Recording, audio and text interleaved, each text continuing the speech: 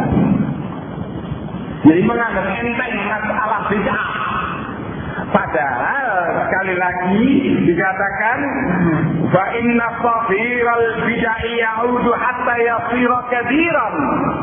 Karena bid'ah yang dianggap kecil itu semula kecil tetapi terus berkembang sampai yasira kabiran, sampai menjadi besar.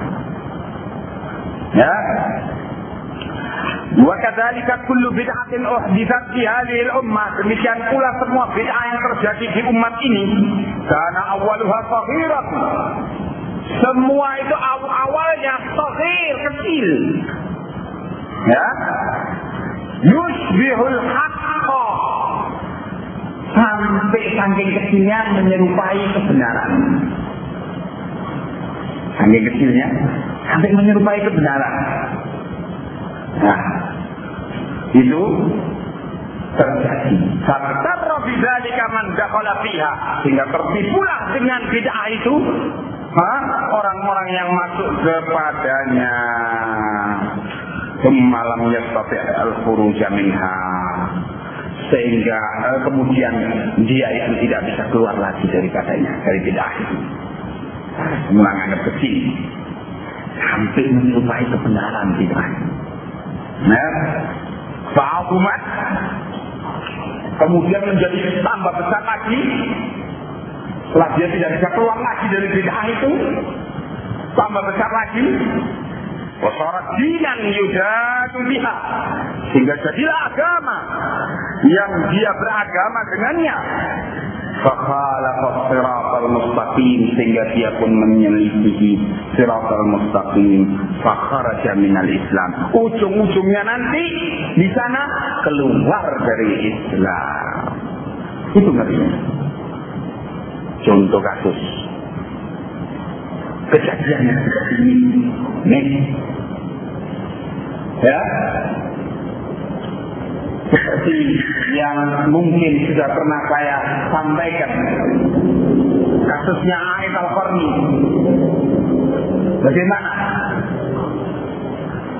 Terjatuh pertama pada bid'ah sururiyah. Bid'ah sururiyah, bid'ahnya Muhammad Surur Zainal Abidin, yang menyatakan harus menyebutkan kebaikan-kebaikan ahlul bid'ah ketika membantah mereka. Kalau tidak demikian berarti zalim. Ini bid'ah sururiyah. Mengharuskan menyebutkan kebaikan ahlul bid'ah ketika membantah mereka. Dan ini bahaya. Sebab ketika mulai orang itu dengan enaknya menyebutkan kebaikan-kebaikan ahlul bid'ah, walaupun di dalam rangka membantah mereka, ini sekaligus adalah promosi gratis bagi ahlul bid'ah. Sehingga orang awam bilang apa? Toh juga masih ada kebaikannya. Ya kita ambil kebaikannya saja lah. Kita buang kejelekannya. Ini bid'ah sururiyah. Yang mereka katakan bahwa sikap seperti ini adalah adil, insaf. Nah, ini kecil terasa. Yushbihul haqqa, menyerupai kebenaran. Semula ketika ditanya apa contohnya dari para ulama yang berbuat seperti berpendapat seperti kamu, loh kita lihat Al-Khatib Al-Baghdadi ketika membantah Harith Al-Muhasibi, seorang tokoh yang ditahdir oleh Imam Ahmad dan lain-lain. Harith Al-Muhasibi disebutkan oleh Al-Khatib Al-Baghdadi dalam Tarikh Baghdad rincian kebaikan-kebaikannya dan kehebatan-kehebatannya. Setelah itu baru membantah kejelekan-kejelekannya, bid'ah-bid'ahnya. bid'ah dia ini menyatakan bahwa lafzul Quran makhluk, lafazku ketika membaca Al-Quran itu makhluk. Ini bid'ah yang bahaya. Ya. Nah, ini contohnya. Nah, coba. Ini kan kelihatan ada kesamaan, seolah-olah persis ada kesamaan dengan para ulama. Padahal Al-Imam Al-Khatib Al-Baghdadi dan lain-lainnya para ulama ketika menyebutkan kebaikan-kebaikan tokoh-tokoh ahlul bid'ah itu sama sekali mereka tidak mewajibkan keharusan untuk menyebutkan kebaikan-kebaikan mereka itu. Sementara mereka bid'ah sururiyah ini dinyatakan wajib. Bedanya bagaimana? Para ulama yang tidak mewajibkan mengharuskan menyebutkan kebaikan-kebaikan ahlul bid'ah itu tidak menganggap zalim ulama yang lainnya yang membantah ahlul bid'ah dengan sama sekali tidak menyebutkan kebaikan ahlul bid'ah. Sedangkan sururiyin, mereka yang terjatuh pada bid'ah sururiyah menyatakan zalim kalau ada orang membantah seorang tokoh ahlul bid'ah dengan tanpa menyebutkan kebaikannya. Nah, ini bahayanya, bedanya jauh. Sehingga coba kalau kita lihat di sini adanya hampir sama dengan kebenaran. Semula demikian. Umat dilatih untuk enteng menyebutkan, merinci, memuji-muji ahlul bid'ah. Walaupun semula, dalam rangka membantahnya. Nah, begitu semula. Tapi karena sudah latihan memuji-muji ahlul bid'ah, akhirnya dengan enteng pula menokohkan ahlul bid'ah. Hasan al-Banna dibilang mujaddid. Padahal dia ini adalah mubtadi'un dhal. Enak. Maka bagaimana kalau dikatakan mujaddid padahal dia ini mubtadi'un dhal, ahli bid'ah sesat? Bagaimana dikatakan mujaddid? Karena memang semula sudah biasa untuk muji-muji ahlul bid'ah. Akhirnya tahap berikutnya terjatuh kepada sikap mengambil kebaikannya. Nah, padahal kalau masalah kebaikan yang ada pada ahlus sunnah itu sudah demikian lebih bagusnya dan lebih lengkapnya, ya, dibanding dengan kebaikan-kebaikan yang masih tercampur dengan berbagai kesesatan. Mengambil kebaikannya, nah, kemudian meniru-niru perbuatannya. Hadza ayatul qarni, sampai pada tingkat memuji-muji Rasulullah SAW, meniru perbuatan Hasan al-Banna, meniru perbuatan orang-orang yang lainnya yang semisal dia sufi, para sufi ya, membuat bait-bait syair yang memuji-muji Rasulullah SAW sampai pada tingkat syirik akbar.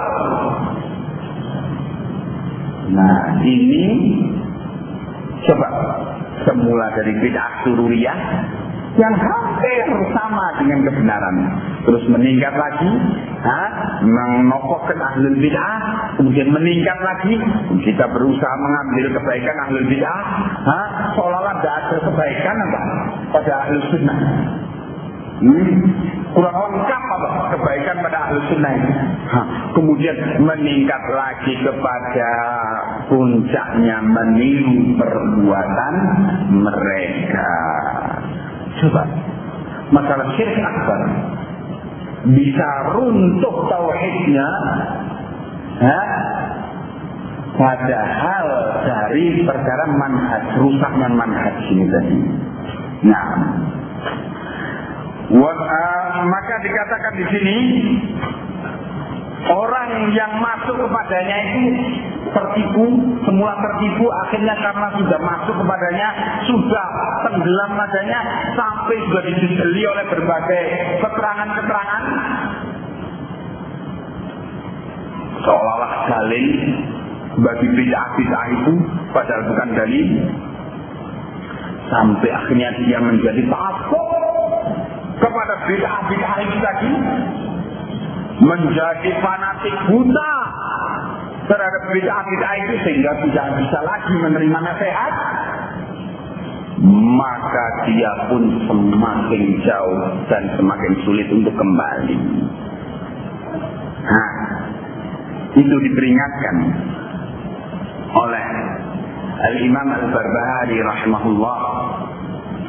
Beliau meninggal dunia pada tahun 329 Hijriah, 1100 tahun yang lalu. Memperingatkan kita 1100 tahun yang lalu kasus yang demikian. Maka supaya ikhwanna fiddin a'azzakumullah, maka jangan kita ini mengukur keterangan ulama, sikap ulama terhadap bid'ah yang demikian keras dengan kebutuhan kita atau dengan perasaan kita atau kepribadian kita. Dan sebagaimana tadi, memang kepribadian kita itu sudah dibentuk dari awalnya dengan model kepribadian yang sangat toleran terhadap perbedaan-perbedaan, bahkan dalam perkara prinsip pun toleran terhadapnya.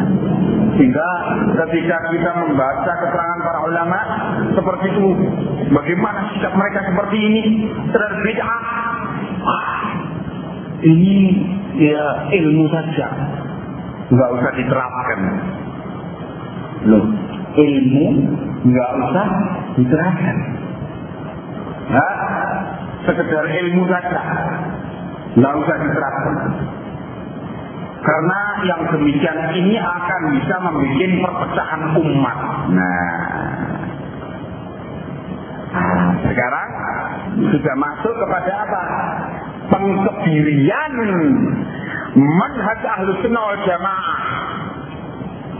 Ini termasuk upaya menjegal dakwah salafiyah yang menebarkan ilmu kepada umat, ilmu dari salafus saleh, mau dikebiri, mau dijegal dengan pernyataan-pernyataan demikian. Pertama dinyatakan ini membuat fitnah, membuat perpecahan umat. Inna lillahi wa inna ilaihi raji'un. Ilmu dari salafus saleh ini membuat perpecahan umat, membuat fitnah kepada umat. Sementara Allah Subhanahu wa ta'ala tadi menyatakan apa? Bahwa mereka yang ada di dalam penyakit, di dalam hatinya ada penyakit penyimpangan, itu yang membuat fitnah terhadap umat. Sementara orang-orang yang disadari atau tidak menjegal atau mengkebiri dakwah salafiyah dengan menyatakan bahwa menerapkan ilmu ini, ilmu salafus saleh ini adalah membuat fitnah terhadap umat.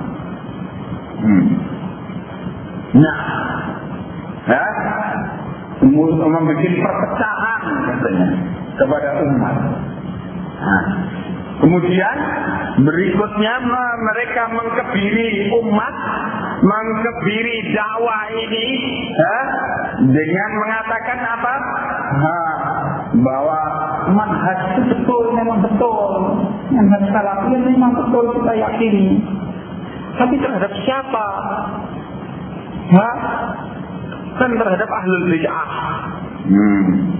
Padahal tadi sebutkan apa? Para imam menerapkan sikap keras dan tegas bukan hanya kepada ahlul bid'ah, bukan hanya kepada ahlul bid'ah, Tetapi di samping kepada ahlul bid'ah juga kepada semua yang berhubungan dengan ahlul bid'ah. Apakah itu orang yang bergaul dengan ahlul bid'ah, atau orang yang membela ahlul bid'ah, atau orang yang mengambil ilmu dari ahlul bid'ah. Nah, ini adalah pengertian. Jadi kita hanya kepada ahlul bid'ah saja. Itu manhaj betul, tapi terhadap ahlul bid'ah saja. Jadi ahlul bid'ah itu siapa? Kalau ditanyakan siapa ahlul bid'ah itu, ya nunggu kibarul ulama yang berbicara untuk memutuskan siapa ahlul bid'ah itu. Ya harus pakai kibarul ulama. Tanya kepada Syekh bin Baz, tanya kepada Syekh Albani, tanya kepada kibarul ulama itu, siapa ahlul bid'ah itu. Iya. Jadi demikian dikafirkan ahlul bid'ah yang nggak tahu siapa dia. Ya. Jadi semula disempitkan dulu. Itu semua hanya kepada ahlul bid'ah saja. Sudah. Setelah disempitkan itu berarti merotoli yang lain-lainnya. Ya. Jadi yang lain-lainnya sudah terbebas dari didikan tahdzir Ahlus Sunnah wal Jamaah, ya, yang memperingatkan umat dari orang-orang tersebut. Dibebaskan dari tahdzir itu dengan menyatakan bahwa tahdzir itu hanya atau sikap yang keras itu hanya kepada ahlul bid'ah. Setelah itu siapa ahlul bid'ah itu dikaburkan lagi, tambah bubar dengan dikatakan kita nunggu kibarul ulama. Begitu. Setelah kibarul ulama berbicara nanti, wah kita nggak boleh kepada ulama ya. Begitu. Jadi dimentahkan dengan berlapis-lapis upaya pementahan, upaya penjagalan dengan cara seperti itu. Nah, ini model-model daripada gerakan upaya menjegal manhaj dakwah ahli sunnah wal jamaah. Nah, maka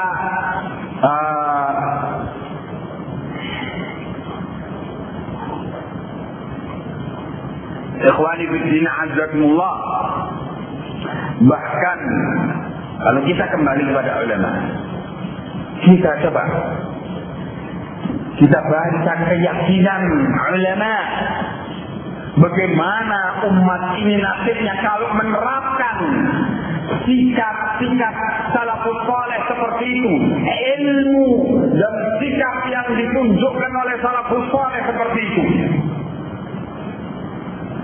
Kita baca keterangan salah seorang ulama, kibarul ulama, Syekh Rabi' bin Hadi al-Madkhali hafizahullah.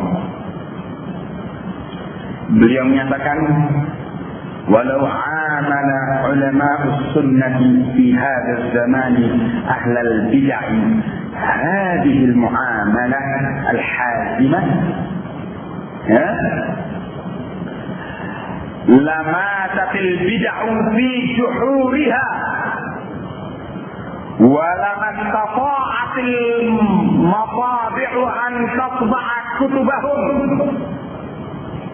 li'annaha la yujadu laha zaba'in wa la sami'ta sawtan yashharu bittiba'i an ahlil bid'ah فضلا أن تؤلف الكتب للدفاع عنهم فيتهافت الشباب السلفي عليها تهافت الفراش على النار. begitu. فإنا لله وإنا إليه راجعون. Seandainya, kata beliau dalam kitab Manhaj Ahli Sunnah wal Jamaah fi Naqdir Rijal wal Kutub wa Tawaif, Beliau menyatakan, seandainya ulama sunnah mengamalkan di zaman ini sikap memperlakukan menyikapi ahlul bidah dengan model sikap yang ditunjukkan oleh ulama salaf sebagaimana yang dinukilkan oleh beliau seperti tadi yang kita baca, Abu Qilabah atau Ibnu Umar tadi. Ya, seandainya ulama sekarang menyikapi ahlul bidah dengan model sikap yang ditunjukkan, yang tegas, ya, yang ditunjukkan oleh ulama terdahulu, niscaya akan matilah bid'ah itu di lubang-lubangnya, lubang persembunyiannya. Niscaya bid'ah itu mati di lubang-lubang persembunyiannya. Dan niscaya percetakan tidak bisa mencetak buku-buku mereka karena nggak dapat langganan, nggak ada orang yang mau beli buku-buku busuk mereka itu. Nah, dan niscaya tidak akan kamu mendengar adanya orang yang menampakkan pembelaan terhadap ahlul bidah. Lebih-lebih lagi, tidak mungkin kamu akan dapati orang yang menulis kitab untuk membela ahlul bidah. Tidak ada. Sehingga akibat munculnya buku-buku yang membela ahlul bidah ini, para pemuda mereka itu hancur, mereka binasa seperti binasanya serangga yang melihat api langsung mendekat kepadanya dan masuk kepadanya. Ya, ini semua tidak akan terjadi kalau seandainya ulama mempunyai sikap seperti sikapnya para ulama terdahulu. Diteriakkan oleh Syekh Rabi' bin Hadi al-Madkhali hal ini ketika tidak ada dari ulama Ahlus Sunnah yang teriak tentang bahaya gerakan Salman Auda, Samar Awali dan sebagainya, dan gerakan Sururiyin yang terang-terangan menulis kitab untuk membela ahlul bidah. Sehingga teriakan ini menyadarkan sekian banyak ulama yang lainnya, dan segera mereka pun bangkit dan menyatakan dukungan kepada Syekh Rabi di dalam sikap yang demikian. Sampai Syekh Al-Imam Muhammad Nasiruddin Al-Albani menyatakan dengan tegas bahwa Rabi' bin Hadi al-Madkhali ini adalah orang pertama yang menghidupkan manhaj Ahlus Sunnah wal Jamaah di dalam hal naqdir rijal di zaman ini. Naqdir rijal yakni kritik, studi kritik terhadap rawi-rawi, tokoh-tokoh yang mempunyai penyimpangan. Ini studi yang dilakukan ini sudah ada contohnya manhajnya dari para a'imah ahlul hadis. Nah, para a'imah ahlul hadis, ya, dan kemudian sempat terlupakan ketika tampilnya orang-orang yang diyakini mempunyai keilmuan yang kuat untuk menyimpang. tampilnya orang-orang ini kemudian dengan penyimpangan-penyimpangan yang dia lakukan, ya, membela ahlul bidah, ya, membela Hasan al-Banna, membela Sayyid Qutb, dan membela orang-orang yang semacam itu, halal, maka akhirnya para ulama, karena tidak ada yang berbicara, Syekh Rabi berbicara berteriak. Beliau yang mengingatkan umat ini untuk kembali kepada manhaj yang diwariskan oleh ahlul hadis. Akhwanna fiddin azakumullah. Coba, ya, ini keyakinan ulama dibanding dengan keyakinan orang-orang sekarang ini, ya, yang dai-dai tanggung sekarang ini, yang setengah-setengah ini,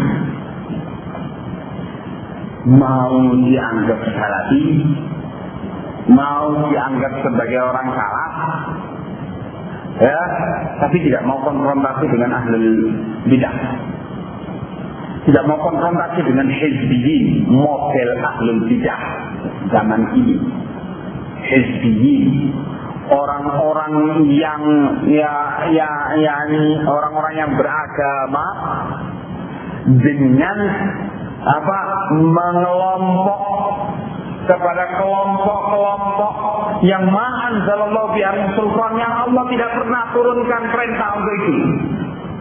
Pengelompokan bid'ah, ya, penggolongan bid'ah, hizbiyin, ya, baik itu dalam bentuk tingkah laku maupun dalam bentuk pemahaman.